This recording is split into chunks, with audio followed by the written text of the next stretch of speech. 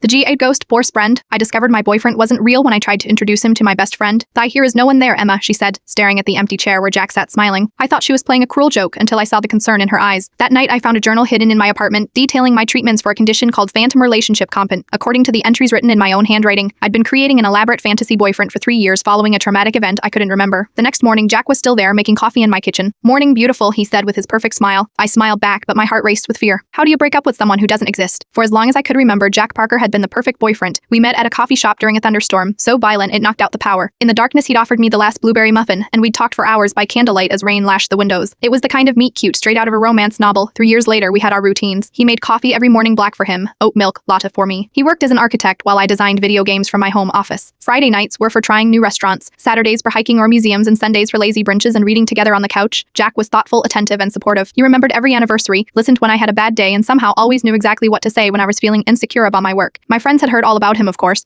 but between Jack's busy work schedule and the fact that my best friend Tazitz had moved to Boston a few years ago, they'd never actually met. Shabal, there was always a reason. He had to work late, he was visiting his parents, he came down with food poisoning right before the dinner party. When Tazitz finally moved back to town and insisted on meeting the man who'd stolen my heart, I was thrilled. I planned an intimate dinner at my apartment, Jack's favorite pasta, candles, good wine. I can't wait to finally meet the famous Jack, Tazitz said when she arrived, hugging me tightly. He's excited too. He's just finishing up a work call, I told her, pouring her a glass of wine. 10 minutes later, Jack emerged from the bedroom with a warm smile. You must be happiest, he said, extending his hand. Emma talks about you constantly. I beamed, watching my boyfriend and best friend finally meet. But Ayes didn't take his hand. She looked at the empty space where Jack stood, then back at me, confusion clouding her features. Where is he? She asked. I laughed nervously. He's right here. Maya's expression shifted from confusion to concern. She placed her wine glass down carefully. Emma, here, is no one there? Very funny, I said, feeling a flicker of annoyance. Jack, tell her to stop messing around, Emma. Tess's voice was gentle now. You are talking to an empty space. Here is no one here but us. I looked at Jack, who seemed equally confused. What is she talking about? He asked me. A chill ran through me as Tess stepped forward, her hand passing through Jack's chest as she reached for me. This isn't funny anymore, I said, my voice trembling. I am not joking, Tasage whispered, her eyes filling with tears. Emma, I am really worried about you. The rest of the evening passed in a blur of arguments and tears. Jack insisted Tostich was playing an elaborate, cruel prank. Lana's called a doctor friend who specialized in psychological disorders, speaking in hushed tones from my bathroom when she finally left. Jack took me in his arms. She's wrong, he whispered against my hair. I am real, you know I am real. I nodded against his chest, feeling the solid warmth of him, hearing his heartbeat. How could someone so real be a figment of my imagination? After Jack fell asleep, I searched the apartment looking, for I wasn't sure what proof. In the back of my closet, I found a locked box I didn't recognize. The combination was my birthday, something I might choose myself but would never tell anyone else. Inside was a leather-bound journal, a bottle of pills, and several pamphlets about phantom relationship compent. With shaking hands, I opened the journal, instantly recognizing my own handwriting. Day 1 of treatment. Dr. Brenner says I need to document everything to maintain awareness of reality. The medication should help reduce the hallucinations, but she warns it might take time for Jack to disappear completely. Day 30 reduced Jack sightings to mainly mornings and evenings progress, but still have full conversations when alone. Dr. B says this is normal. The mind creates these phantom relationships as protection against loneliness or trauma. Day 45. Stopped medication side effects too severe. Jack returned immediately. Dr. B concerned but understanding. New approach. Conscious reality testing. If others can't see him, he isn't there. The entries continued for months, detailing a treatment plan I had no memory of according to the journal. I'd been diagnosed with PRS 2 years ago after friends became concerned about my relationship with Jack, a man no one else could see or hear. The final entry was dated just 2 weeks earlier. Relapse complete. No longer maintaining awareness of Jack's non-existence. Dr. B suggests inpatient treatment, but I refused. This isn't hurting anyone. Jack makes me happy. Why is that so wrong? If future Emma finds this, you created Jack after the accident. He's based on the boyfriend you lost. He feels real because parts of him are memories of someone who once existed. But this version of Jack lives only in your mind. P.S. The scar on your back isn't from falling off a bike as a child. It's from the car accident 3 years ago. The one that killed the real Jack. I closed the journal, my entire body trembling. This couldn't be true. Jack was real. I could see him, hear him, feel him. We had photos together, didn't we? I grabbed my phone, scrolling through my gallery. There were hundreds of photos of places we'd visited together, but in every single one I posed alone, and some I left space beside me, smiling at empty air. No Jack. Next I checked social media, scrolling back through 3 years of posts. Again, references to Jack, and I attached to photos where I was clearly alone. Comments from friends containing subtle concern. Lovely view. Hope you are doing well, Emma, miss you. Let's catch up soon, just the two of us. Not a single comment acknowledging Jack. The most damning evidence came from my email. In my archived folder, I found correspondence with Dr. Sarah Brenner, psychologist, detailing my condition and treatment plan. There were medical bills, appointment reminders, even transcripts from sessions I had no memory of attending. In one email I'd written, I know Jack isn't real in the conventional sense, but he feels real to me. Zart, that what matters? Dr. Brenner had responded, what matters is your ability to distinguish between your internal reality and shared reality. Without that distinction, meaningful connections with actual people become impossible. I sat on my bedroom floor until dawn broke, surrounded by evidence that the man sleeping peacefully in my bed didn't exist outside my mind. When Jack woke and found me there, he immediately knelt beside me, concern etched on his perfect face. What's wrong? Inspedited sleep, Jack, I whispered. Are you real? His eyebrows furrowed. What kind of question is that? Of course I am real. He took my hands in his. You can feel me, can't you? I nodded slowly, tears filling my eyes. But Tazit couldn't see you. She was messing with you, he insisted. Or maybe she has some kind of problem. People with certain neurological conditions can experience face blindness. Maybe she just couldn't process seeing me. His explanation was so logical, so reasonable. It would be so easy to believe him.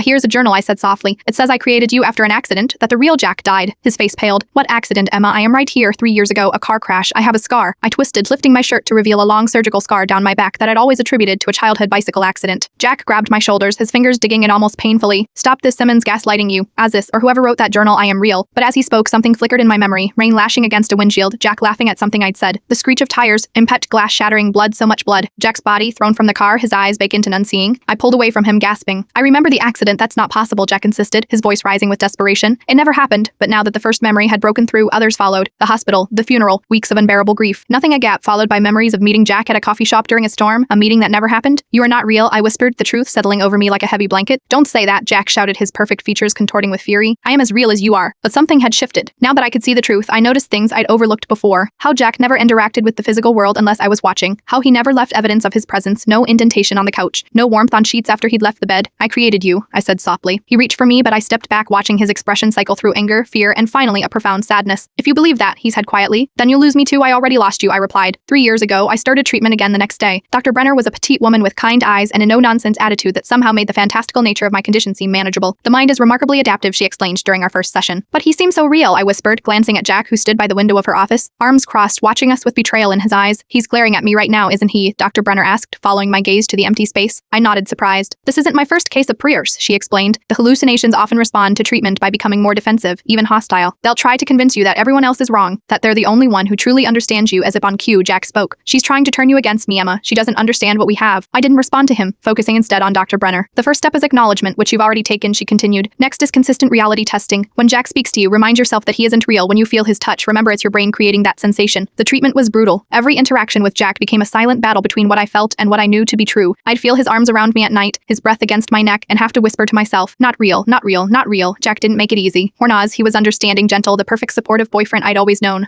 I'll prove I am real, he promised. We'll get through this together. But as days passed and I continued treatment, he grew increasingly desperate. Then angry, he'd appear suddenly, startling me. He'd shout when I ignored him. Once, when I was on the phone with Tajis, he knocked a glass off the counter, or at least I experienced him doing so, though Tessach heard nothing. He's fighting back, Dr. Brenner warned when I told her about the escalating incidents. Your mind doesn't want to let go of this coping mechanism. It'll use everything in its arsenal to maintain the hallucination. The breakthrough came 6 weeks into treatment. I was cooking dinner, chopping vegetables when Jack appeared beside me. You need to stop this, he said, his voice low and dangerous. You are making a mistake. I continued chopping, repeating my mantra.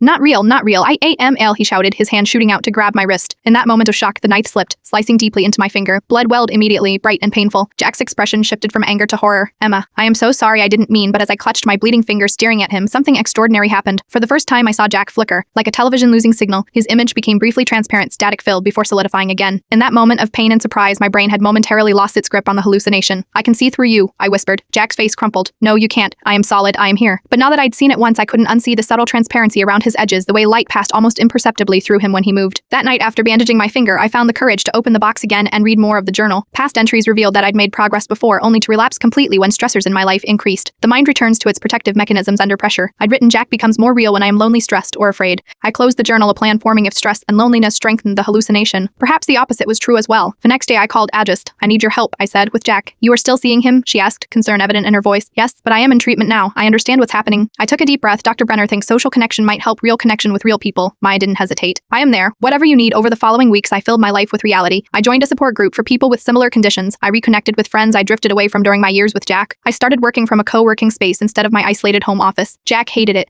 He'd appear in the middle of my support group meetings trying to distract me. He'd make snide comments about my friends. They don't really care about you like I do, he'd insist. They're just here for the freak show. But each day he became a little less solid, his voice a little less clear, his touch a little less tangible. 3 months after Tezes revealed the truth, I woke up one morning and reached across the bed out of habit. The space beside me was empty. I waited, but Jack didn't appear to make coffee or kiss me good morning. For the first time in 3 years, I was truly alone. The grief hit me like a physical force. Not just grief for the imaginary Jack I'd lost, but for the real Jack who had died 3 years ago. Grief I'd never properly processed. I sobbed until my throat was raw and my eyes swollen. When I finally dragged myself out of bed, I half expected Jack to materialize, drawn back by my emotional distress. But the apartment remained empty that evening. I gathered the courage to visit the real Jack's grave for the first time. The cemetery was peaceful in the golden light of sunset, birds singing in the trees overhead. His headstone was simple gray granite with his name, dates, and the words, Fatih's son, brother, friend. I placed a small bunch of wildflowers against the stone. I am sorry I couldn't face losing you, I whispered. I loved you so much that my mind couldn't accept a world without you in it. As I spoke, I felt a gentle pressure on my shoulder, like a hand resting there. Not Jack's hand as I'd imagined it these past 3 years, but something different, something real yet not physical. I need to let you go now, I continued, tears streaming down my face. The real you, not just the version I created. The pressure on my shoulder increased briefly, then lifted. A warm breeze ruffled my hair, carrying the scent of coffee and blueberry muffins. The real Jack Jack's favorites. Then it was gone. I stayed until dusk fell, telling the real Jack about my life, my treatment, my hopes for the future. When I finally stood to leave, I felt lighter somehow. Not healed, that would take more time. But on the path toward healing, as I walked back to my car, my phone buzzed with a text from Tejas. How are you doing? Want company tonight? I smiled, typing back, yes, please, bring ice cream. The real kind. 6 months later, I stood in the coffee shop where I'd imagined meeting Jack during a storm. It was a sunny Tuesday afternoon, the tables filled with people tapping on laptops or chatting with friends. Ready for this? Tasix asked, squeezing my arm supportively. I nodded. I think so. Part of my recovery involved reclaiming spaces that had been colonized by my hallucination. This coffee shop was the last and most significant location, the birthplace of my phantom relationship. We ordered our drinks and found a table by the window, the exact table where I'd imagined Jack offering me the last blueberry muffin. This feels weird, I admitted, looking around. Like I'm expecting him to walk through the door any minute, that's normal, Tazish assured me. Dr. Brenner said. These associations would be the last to fade. I sipped my coffee, letting the rich flavor ground me. In reality, I am not seeing him anymore, but sometimes I still miss him. Is that crazy? Not crazy at all, Tazish replied. You are grieving two losses, the real Jack and the one your mind created. That takes time. As we talked, a barista approached our table with a blueberry muffin on a plate. We didn't order this, I said, confused compliments of the gentleman at the counter. She explained, nodding toward a man paying for his coffee. He turned, meeting my gaze with a tentative smile. He wasn't particularly remarkable, average height, brown hair, glasses, nothing like the idealized image of Jack my mind had created. Do you know him? Kiest whispered. I shook my head, my heart racing number. But a muffin, that's how I imagined meeting Jack here. Okay, that's a little freaky tasted, admitted want to leave. I considered it for a moment, then shook my head. Number, I need to face this. The man approached our table, his smile friendly but nervous. I hope that wasn't too forward, he said. You just look so familiar, and then I realized, you design video games, right? I played your latest release, the narrative was incredible. Oh, I said, relief and disappointment mingling strangely in my chest. Thank you, I am Daniel by the way, he added, extending his hand. I hesitated just a moment before taking it. His hand was warm, solid, real. Emma, I replied, and this is my friend Hastiest. Would you mind if I joined you, Daniel asked? Or is this a private conversation? I glanced at Callist, who gave me an encouraging nod. Not at all, I said, gesturing to the empty chair. We were just talking about reality, my favorite subject. Daniel replied with a grin, sitting down. What aspect specifically? As our conversation flowed from philosophy to video games to our favorite coffee shops, I felt something I hadn't experienced in a long time. The unpredictable thrill of meeting someone new. Not someone my mind had crafted to be perfect for me, but a real person with his own thoughts, history, and quirks. For a brief moment, I thought I saw a flicker of movement near the door, a tall figure with Jack's familiar profile, but when I blinked there was nothing there, just the bustling coffee shop, my supportive friend, and a new acquaintance who'd offered me a muffin, a real beginning, not an imagined one, and for the first time in years that felt like enough.